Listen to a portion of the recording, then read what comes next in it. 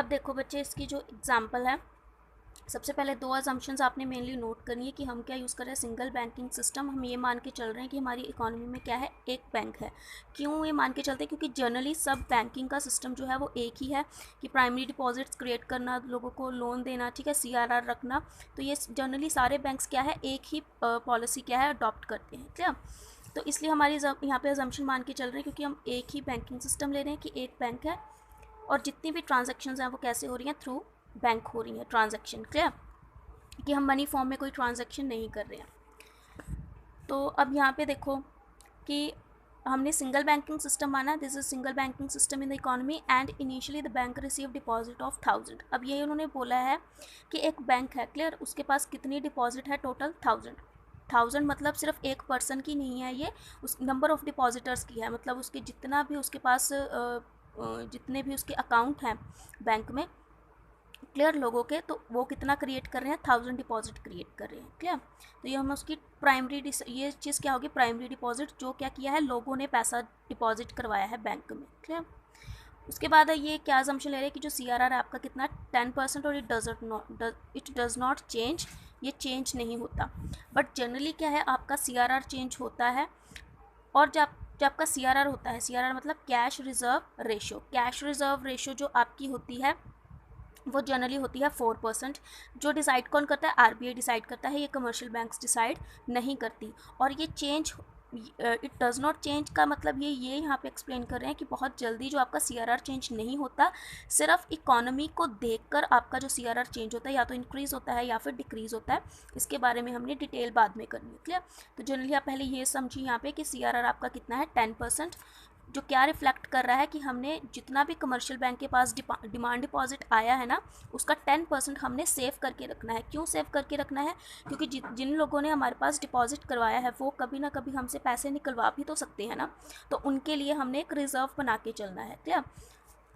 तो जैसे वही मैंने आपको बोला था कि अगर 100% लोग हैं तो उसमें से हार्डली 10 या 20% ही अपना जो है इस अकाउंट में से पैसा निकलवाएंगे, सारे के सारे डिपॉजिटर्स है एक बार में पैसा नहीं निकलवाते, क्लियर। तो ये तो जर्नल ही चीज़ है, प्रैक्टिकली ही चीज़ है। तो आपका फर्स्ट राउंड क्या हुआ कि 1000 प्राइमरी डिपॉजिट हुई। अब 1000 का 10% करो, मीन्स जितना हमने कैश रिजर्व रखना है वो कितना हुआ, 100।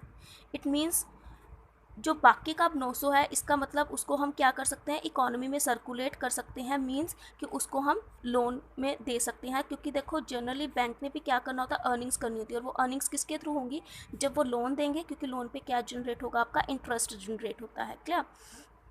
तो देखो अब अगर ये 900 रुपया है उसके पास, कि वो अलग अलग पर्सनस को ये 900 रुपया क्या है, एज अ लोन दे सकता है, क्लियर।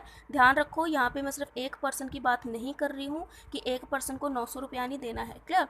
तो क्योंकि देखो जनरली जो बैंकिंग की ट्रांजेक्शन्स होती है ना, वो करोड़ों में ट्रांजेक्शन्स होती हैं, तो यहाँ पे हम इन करोड्स नहीं वैल्यू ले सकते। तो जस्ट एक्सप्लेन करने के लिए कि 900 अब उसके पास बचा है कि वो अलग अलग लोगों को क्या है, लोन प्रोवाइड कर सकता है। तो सेकेंड राउंड में क्या होगा, अब देखो ये जो लोन है वो डिपॉजिट कैसे क्रिएट हुआ।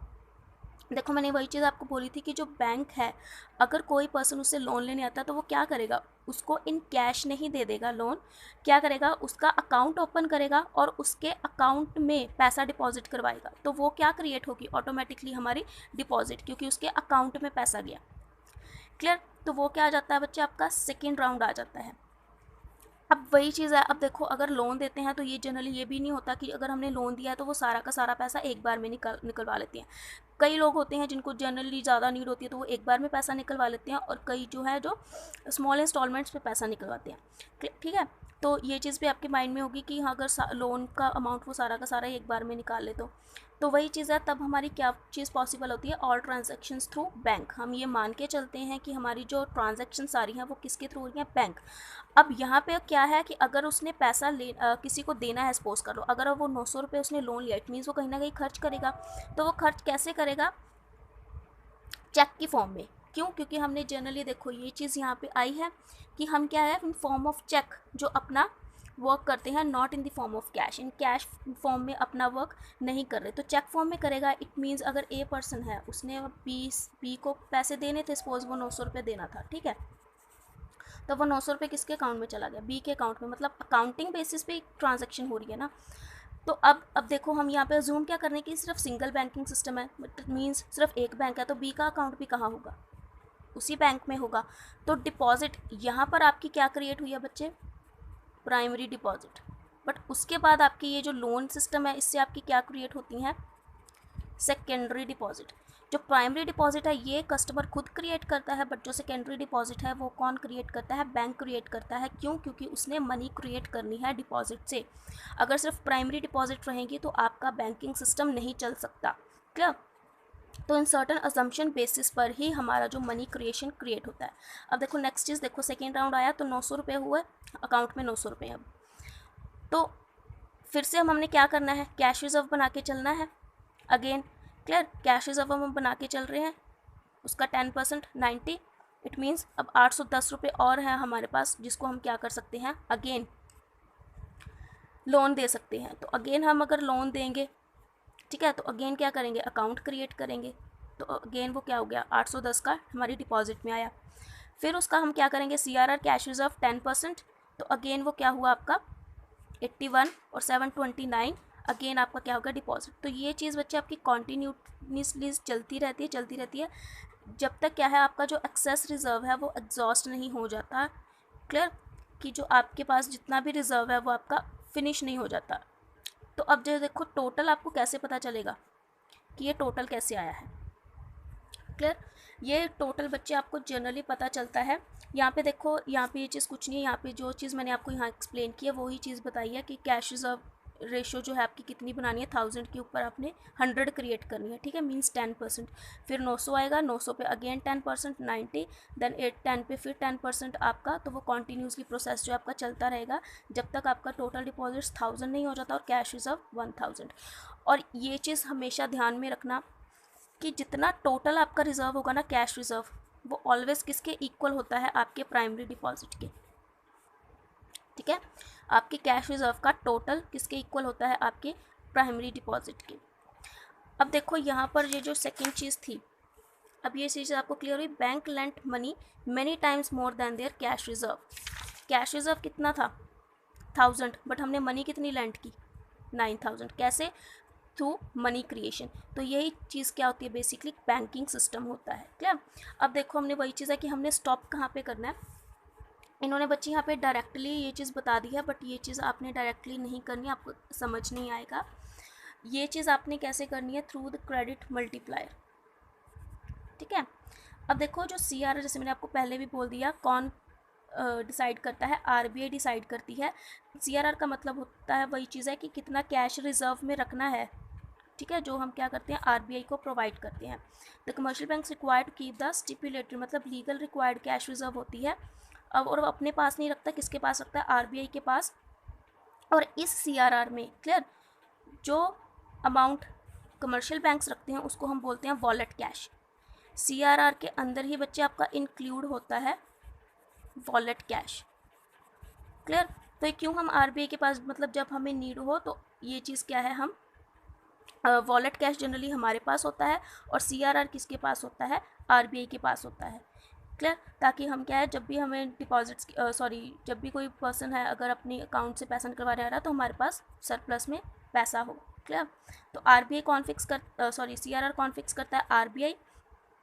और CRR ही हमारा क्या करता है, क्रेडिट मल्टीप्लायर को शो करता है। ठीक है, क्रेडिट मल्टीप्लायर कैसे, कि कैसे हम अपने कैश रिजर्व को कितने नंबर ऑफ टाइम्स क्रिएट कर सकते हैं, मतलब उसको कितना नंबर ऑफ टाइम्स उसको बढ़ा सकते हैं। क्रेडिट मल्टीप्लायर का जनरली ये मतलब होता है, क्योंकि मल्टीप्लायर मतलब उसको मल्टीपल करना।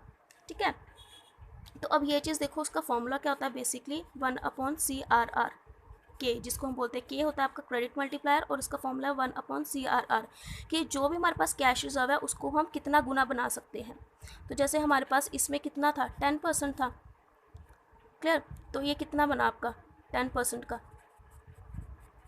कि 10 टाइम्स, कि जितने भी हमारे पास वैल्यू है, जितने भी हमारे पास प्राइमरी डिपॉजिट है उसका हम क्या कर सकते हैं, उसको हम उसका 10 टाइम्स बना सकते हैं। ये हमारी मैक्सिमम लिमिट है। तो वैसे वही चीज़ देखो, प्राइमरी डिपॉजिट कितना था, 1000, तो 1000 मल्टीप्लाई बाय 10 करोगे तो वो कितना क्रिएट हुआ, 10,000। वही चीज़ हुई कि हमारे पास डिपॉजिट कितनी थी, 1000, जब उसको हमने 10 टाइम्स किया तो वो कितना आया आपके पास, 10,000। क्लियर? यही चीज़ उन्होंने यहाँ पे शो किया। आप इसको ऐसे भी शो कर सकते हो, क्लियर, कि आपके पास टोटल डिमांड डिपॉजिट कैसे क्रिएट होगा, 1/CRR। यहाँ पे इन्होंने इन दोनों चीज़ों को क्या कर दिया, कंबाइन कर दिया। क्लियर। तो आप इसको ऐसे भी लिख सकते हो, बट जनरली आप इसको ऐसे लिखो तो ज़्यादा बेटर है। क्लियर। जैसे ये देखो पीछे भी इन्होंने ये सेम चीज़ शो किया, यहाँ पे उन्होंने एग्जांपल को थोड़ा सा चेंज किया है। जैसे ये के हो गया आपका 1/CRR, ये क्रेडिट मल्टीप्लायर है आपका, CRR आपका कैश रिजर्व रेशो, के कैसे निकलेगा 10 मीन्स 10 टाइम्स आप अपना क्रिएट कर सकते हो। तो यहाँ पे अपना डिपॉजिट कितना बता रहे हैं, 10,000। क्लियर। तो उस 10,000 को उसका कितना मल्टीपल कर सकते हैं, 1 लाख। जैसे हमारे पास कैश रिजर्व कितना है, सिर्फ 1000, तो 1000 को हम जैसे प्राइमरी डिपॉजिट जो आपका हो गया, कैश रिजर्व ये इसकी बात कर रहे हैं, ठीक है। तो इसको हम अगर इंटू 10 की करेंगे तो हमारे पास टोटल कितना आएगा, 10,000 की। 10,000 से ज़्यादा हम इसको और क्रिएट नहीं कर सकते।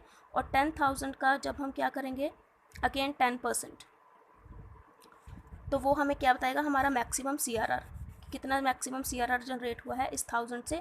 और बाकी हमारे पास किस में चला जाएगा, लोन्स में चला जाएगा। क्लियर। आई होप आपको क्लियर हो गया होगा इस टॉपिक के बारे में। कोई भी प्रॉब्लम आई तो मुझे बच्चे ग्रुप में पूछ लेना। क्लियर। तो अगर हम इसको समअप करेंगे तो 2 प्रिंसिपल फैक्टर्स इसके आते हैं कि जो कैश बैलेंस है कमर्शियल बैंक्स के पास, वो उसको किस लिए यूज़ करते हैं, मनी क्रिएशन के लिए। मतलब ये जो आपके पास डिपॉजिट्स हैं, primary deposits and loan. Clear. तो जितना ज़्यादा कैश बैलेंस होगा किसी बैंक के पास, इट मीन्स उसके पास उतनी ही कैपेसिटी है, या जितने डिपॉजिट्स होंगे उसके पास, इट मीन्स उसके पास उतनी ही कैपेसिटी है क्या करने की, मनी को क्रिएट करने की, ज़्यादा से ज़्यादा लोन दे सकता है। अब यहाँ पे हमारे पास सिर्फ 1000 था, सपोज अगर 2000 होता इट मीन्स हम और ज़्यादा लोन दे सकते थे। क्लियर। अब ये चीज़ देखनी है, जो CRR और मनी क्रिएशन है ना, इनका ऑपोजिट रिलेशन होता है। जितना ज़्यादा आपका CRR होगा उतनी ही लोअर कैपेसिटी होगी मनी क्रिएट करने की, ठीक है। जैसे सपोज ये, जैसे यहाँ पे मैंने 10% लिखा था, सपोज आपका जो CRR सपोज कर लो अब यहाँ पे बन जाए 20%, ठीक है। तो 20 बेसिस पे कैसे होगा, अब ये देखो ओनली 5, इट मीन्स 5 टाइम्स ही सिर्फ मनी क्रिएट कर सकते हो। क्लियर। तो इनका इन्वर्स रिलेशन होता है, जितना ज़्यादा CRR होगा आपकी मनी क्रिएट उतनी ही कम होगी। क्लियर। तो ये चीज़ मैं आपको पहले ही एक्सप्लेन कर चुकी हूँ। चीज़ें कैश क्या है, CRR क्या है, वो कैश जो कमर्शियल बैंक को अपने पास रखना पड़ता है, होल्ड करके रखना पड़ता है। द बैंक में hold excess reserve as wallet cash की, CRR भी और वॉलेट कैश भी। और जो वही चीज़ है, जितना ज़्यादा आपका वॉलेट कैश होगा, जनरली हम वॉलेट कैश CRR को भी बोल देते हैं, ठीक है। तो वो क्या है, आपका जितना ज़्यादा वॉलेट कैश होगा, जितना ज़्यादा आप खुद के पास सेव रखेंगे पैसा, इट मीन्स आप उतना ही कम क्रिएट कर रहे हो मार्केट में पैसा। क्लियर चीज़ है। कैश रिजर्व रेशो याद रखना कौन बनाता है आपका, कौन डिसाइड करता है, RBI ही डिसाइड करती है कि ये कैश रिजर्व रेशो, वो जस्ट ये मानती है कि वो क्या है, एक सेव रखना है हमने RBI के पास। ये नहीं है कि वो RBI को दे देती है, जस्ट ये है कि वो RBI के पास ही रहेगा, मतलब रहता है कमर्शियल बैंक्स के पास ही है। इट मीन्स ये है कि वो क्या है, अब इसको यूज़ नहीं कर सकते मनी क्रिएशन के लिए, बस ये इसका मतलब होता है। अब वही चीज़ आपको प्राइमरी डिपॉजिट हो गया क्लियर।